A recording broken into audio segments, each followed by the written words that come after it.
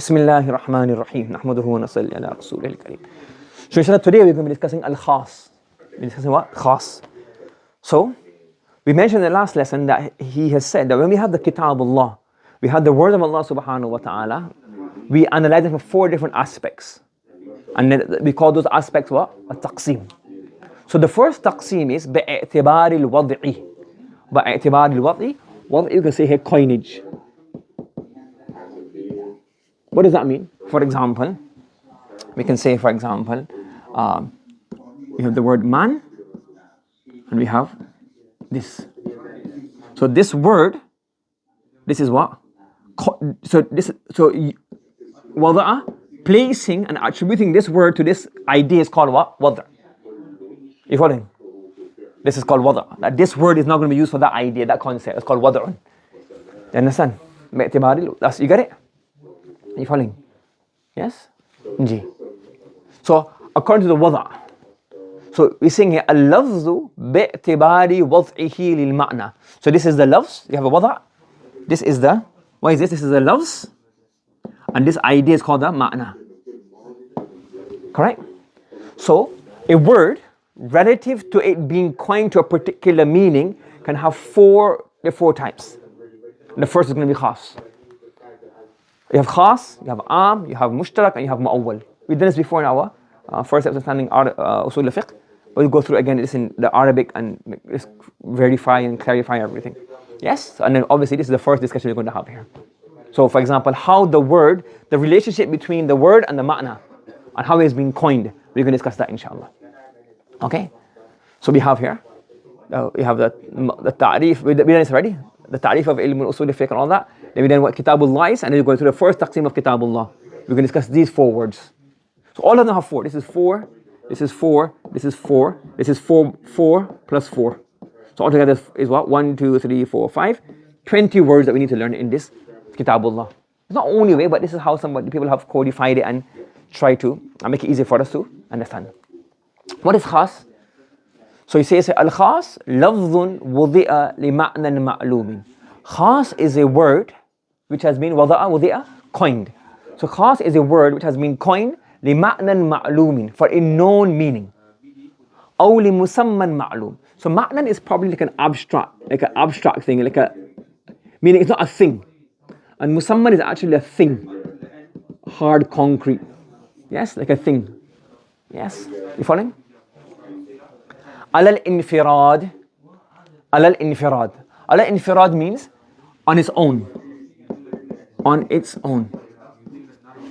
So what does it mean? A khas is a word which has a known meaning. Again, this has been explained already before, but we're just going to go over it again. That is been coined. So you have ilm, refers to the idea of knowledge. Sabr is an abstract idea. It's a meaning. The word sabr has been coined for that. Or a thing, like qalam, computer, ring, yes? Microphone, class, partition, whatever you have. Understood? That's what we call it. So it's ma'nan ma'lum or musamman ma'lum, alal infirad. And when you say that word, it only has one member. Okay? Now listen to me explain. Sawa'an kana dhalika al-ma'na. Whether that meaning or ma'na that you're referring to is one person, shakhsan, meaning one person, like Zaid.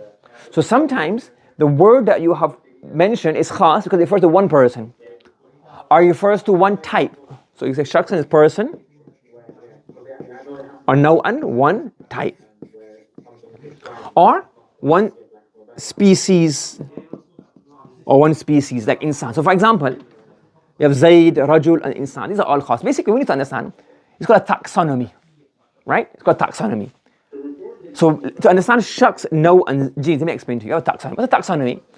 This is like from the Encyclopedia Britannica. What do they say? Like, how do you classify things? Like, you have a higher category, and they have a small category. So you have a domain, for example. I don't know all these words. A domain. You have multiple domains, and you have kingdoms. So you can have more than 3 kingdoms make up the domain. You following? And then, these are 2 hard words. Family. So you say, well, 4 families, all orders, so this order, whatever order this is made up of 3 families. And this family is made up of what? 5 genus. And 800 species make up this genus. You get categorizations. You following? So similarly, in Arabic, what do we have? We call it, you have 3 things. We have a jins, a naw, and a fard. We don't go, it's scientific really. But what we're saying is that how do we classify things? So the highest level is called the jins, the lower level is called the naw, and the lowest level is called fard. So what we're saying here, a khas can refer to any of these three. So for example, if I'm saying, so you can have a word like rajul. So if I say Zaid, so Zaid is this, isn't it? So when I say Zaid, it's one fard. Even in the dunya, how many Zaids are there? How many Zaids are there? Many of them. But it means here that when I said that one particular, I mean this one person only, that I'm referring to in my mind. If I said, for example, the example he gave of now is what? Rajul. Again, this is like how the Greeks would classify their terms. So for example, if you have, like the example is Rajul. So even though the word Rajul refers to every man, but when we're talking on this level, we're talking about Rajul and not what? Imra'atun. Do you get it? So even though Rajul refers to many, we're not talking at individual level, we're talking about the note level. We're talking about the kingdom level. So even for example, say, a lion. So when we say lion, we mean lion, not tiger. So on that level, we're talking lion, not tiger. But it doesn't mean there's only one lion in the whole world. So when we're talking about a no, it means here, if I say to you, for example, the word rajul, you know that on that level, I mean rajul and not imra, not tifl, not shaykh, or not kalib, or asadun. When I go on a jins level, for example, insan, there's billions of insan. But on that level, it's only referring to one. What is that? The species of insan. Not jinn, not ins, not jinn, not malaika, not hayawan. You get it? So on different levels, whichever level you're speaking on, you can have a khas. Are you following? You get it? So even though that may have multiple members, but we're not talking about member level, we're talking about what? At the species level, or genes level, or note level. So on that level, we're referring to only one. You get it? Does that make sense, everybody? So you wouldn't say, for example, that rajul is arm, or insan is arm, because it has multiple afrad. It does have multiple afrad, but we're not talking about it ala sabil shumul. We're not talking about it by extension, every single member. We're not talking about the members of them. What we're talking about, definition. Do you understand? Yes? Yes? If that was the case, we can only have, basically, khas can only be what? Fard. So when I say what's khas means, when you say that word, it refers to that and only that. Not anything else on that line. When I say Zayd, what does it mean? It does not mean Fatima. It does not mean Bakr. It does not mean, it means Zayd. When you're talking about on the Rajul level, when I mean Rajul, even though Rajul includes Bakr and Zayd, it's not Am. I'm not talking about the member, I'm not looking at it from a member's aspect. I'm talking about what? Rajul compared to what? Imra'a. You get it? Does everybody understand what it means here by no jins and fard? Okay. Now, example. وَمِثَالُهُ قَوْلُهُ تَعَالَى. He's just giving one example. You know, Surah Shah has a lot more examples, but he's giving one example, one definition, and one fiqh example. مثاله قوله تعالى والمطلقات يتربصن بأنفسهن ثلاثة قروء. The example of this is the statement of Allah subhanahu wa ta'ala والمطلقات يتربصن بأنفسهن ثلاثة قروء. Those women who are divorced, they will withhold themselves, contain themselves, meaning they will not get married again. For how long? بس مفعول فيه ثلاثة قروء, for 3 قروء. Now the word قروء is what? Again, those who have written the first time, we've already done what? The first one is Usul al-Fiqh. So a lot of these words have been discussed before. So, quru is what kind of word? How many meanings does the word quru have? 2. What are the 2 words? 2 meanings. The ulama al-lugha have 2 meanings for this. Hayd and tuhur. Hayd is the menstrual periods and tuhur is the time between the 2 menstrual periods. Correct? Wal mutallaqat. What kind of word is this? Is this a khas word or is it an am word? What does am mean? So khas means refer to one only. Mutallaqat means refers to every single, all members. So what is this going to be? That's am. But anyways, our discussion is here. That the word quru is what? Has multiple meanings. A word that has multiple meanings, it come up very shortly. What's that called? What's that called? It's called mushtarak. It has what? Multiple meanings. So how do we define what's the intended meaning? There's different ways of going about it. Imam Shafi'i rahmatullah has his own approach. Imam Abu Hanifa rahmatullah said, look, here before this we have the word thalatha. When you say thalatha, what thalatha mean? Not ithnan, not arba'a, not 2.5, not 3.25, it just means what? 3, exact 3. So this is a khas word. Why? Because when you say thalatha, we know it has a fixed meaning. It doesn't mean 2.9, it doesn't mean 3.1. What does it mean? 3 and only 3. Yes? So we say kalimatu thalatha, ismun khasun. It's a word which has a known meaning. Everybody knows the meaning of this. What has it been coined for? وضع لعدد معلوم. This word ثلاثة has been coined for a particular meaning. It's coined for the word 3, not for 2.9 or not for 3.1. It's coined for 3, not for 4, not for 2. We know what the meaning is. Correct? So there's an example of, and you give this example because it has a fiqhi ruling for this. Yes? You following? So far so good? So the khas word in here is what? ثلاثة. The word quru is not khas. Why? Because it doesn't have a fixed meaning. It has multiple meanings. Mushtarak. And by the way, another example, mutallaqat has divorced women, the divorced women, all divorced women, or some divorced women. It's an am. So what happened here now? We're not discussing that, but so you get an idea. It has multiple members. So he's talking about the group of divorced women. Now what he's saying here is that because we have the word quru and it has two possible meanings, that's mushtarak, and we know for sure the word thalatha is what? Khas. What does it have? What does thalatha have? A known meaning. So what do? If we look at this word and we apply a few other rational concepts, we can figure out what the word quru means. Because even the riwayat which explain quru, there's different variations of that. One riwayat points towards it means quru hayz, one riwayat points towards tahar, and different variations. So different approaches to this. We say, look, the word thalatha is what? Khas. So how do you give talaq? What's the sunnah? So basically let's assume the premise is, we must give talaq, well, if the need ever arises, may Allah save us all from this. If the need ever arises to give talaq, what happens? Then you must give talaq how? The woman must go through one tuhar, meaning one period between two hayz, in which there was no intercourse. So like, you're completely finished. You're going to separate. So let's say, for example, what would you do now? You will have a tuhar where you never cohabited. Yes? You can't give talaq in hayz, that's you can give it, it'll count, but it's haram, it's a sin. Yes? You following? And then when that is finished, what do you do? The next tuhar starts, what do you do? You give one talaq. Are you following? So now, let's say for example, they decided before this we're going to divorce. So again, that's why all of these rules are there in place to ensure talaq is not rushed. It's not something you give over WhatsApp conversation. It's not something that you had a discussion over WhatsApp and you disagreed and then you give a talaq. Talaq is basically planned out. That we exhausted all efforts, and we had even a month in between. We call in both parties. We talk, we discuss. We call in hakam min ahlihi wa hakam min ahliha. We discuss, and after that we come to a conclusion. We're still not coming to grounds. We wait 1 month, then we start the talaq process. It's not something that you just rush into. Yes, that's what we need to learn, that talaq is not something that we rush into. Talaq is al-abghadul halal. It's the most despised of all things. It is halal because there can be a need for this, but it's despised by Allah subhanahu wa ta'ala. So anyways, so now let's say for example, they decided before this, and then this one tuhar elapsed, no intercourse. She went through a hayz. Can you give talaq in the hayz? You can't, it will count, but it's against the sunnah. When you give talaq? In the tuhar. So we give talaq here. So talaq will take place here. And obviously, you can't give talaq immediately after the hayz end, because you don't know when the hayz completely ends. It takes some time to figure out when the hayz end. The husband will not know immediately. Correct?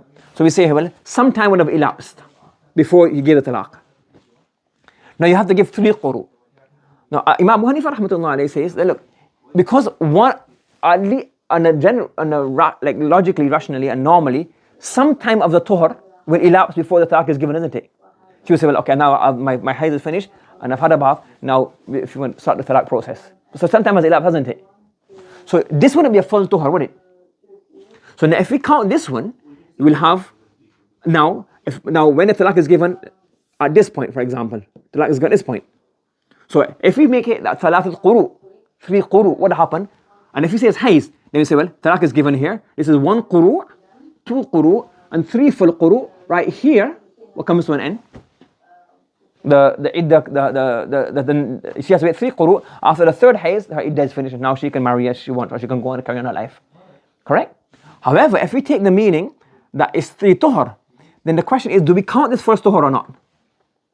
If you count this first tuhar, we get 1 full tuhar, 2 full tuhar, and 1 7.75, 0.8, 0.9 tuhar. So we have about 2.9 tuhar. Because when you give talaq in this tuhar, you're not going to give it right at the beginning, you're going to give it after a short time that's elapsed. So you're going to end up missing out on something. So it end up being 2.9 or 2.95. You following? So you wouldn't be doing aman on 3. And 3 is khas. We know that is thing. Quru has, you can bend quru. So it has 2 possibilities, not bend it, but it has 2 meanings. So if you take the meaning which allows us to have the 3 in totality, that's the obvious meaning. This is Imam Abu Hanifa rahmatullah's approach. Imam Shafi'i a different approach, And the fuqaha, they have different methodologies, and both are all accepted. Yes? And if you don't take this one, we say, well, no, you don't count this one, count this one instead. What are we going to have now? 3 point something. 3.5, 3.6, 3.7. So to act upon the khas meaning, the known meaning of 3, in which there are no fractions, and totally, we take quru to mean which meaning? Hayd. And there are also riwayat to back this up as well. So we use in lugha, which is thalatha. We say, remember, the thalatha has no interpretation. It's khas, qat'an. And qat'iyu dalal and qat'iyu thubut. So this will help us choose which riwayah we take to take the meaning of quru. And lil fuqaha al-madhahibuhum.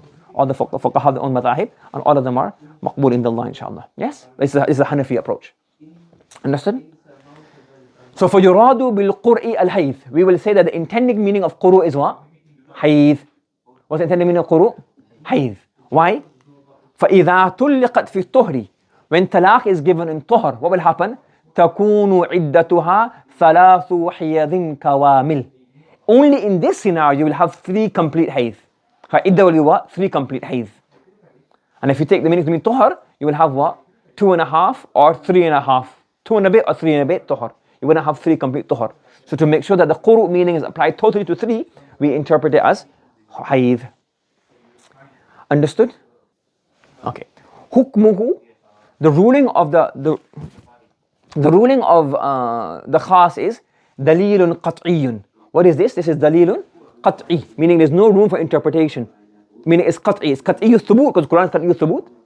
We did this already last time, thubut and dalala. So it's qat'iyyu thubut, meaning what? It is established, firmly established. There is no doubt in its transmission. And qat'iyyu dalala, when the word is said, when Allah says, وَلَقَدْ أَرْسَلْنَا نُوحًا إِلَىٰ قَوْمِهِ, so Nuh means Nuh. It's qat', and if you reject that, you reject the Quran. There's no other meaning of Nuh. Nuh is the person. Yes? إنما الخمر والميسر والأنصاب رزق من أمر الشيطان. So he said, well, khamr, whatever khamr, the Arabs is qat', and khamr, they know the meaning. So this meaning is now what? The khamr that the Arabs do, that's qat' and haram. It's like, there's no meaning. So al-khas, so any word that is khas, it has a known meaning according to the Arabs. That's dalilun qat'i. فَاغْسِلُوا وُجُوهَكُمْ. So you have to wash your face. If you deny that, that's qat'an. You follow? Dalilun qat'iyyun. يَجِبُ الْعَمَلُ بِهِ. You must do amal upon this. If you do not do amal upon this, what happens then? You're rejecting the Quran. So if it's to do with aqidah, you have to believe in it. If it's to do with akhbar, you have to accept it. For example, you say what? وَأَلْقَى مُوسَى عَصَى. So Musa, we know what Musa means. It's what khasun fard. You have to believe in this. If you don't believe in this, you're rejecting the Quran. Asa, we know what asa means. We can't say, oh, he never threw his asa, he threw his cloth. You say, no, the word asa is not used for cloth. How big was the asa? We don't know. How small was it? We don't know. Was it straight? Was it wonky? We don't know. Was it brown or was it black? Was it brown or dark? Or we don't know. Was it for oak tree or a mahogany tree? We don't know. But we know it's asa. Asa is what we know what asa is. Lughatan is as qat'an thabit.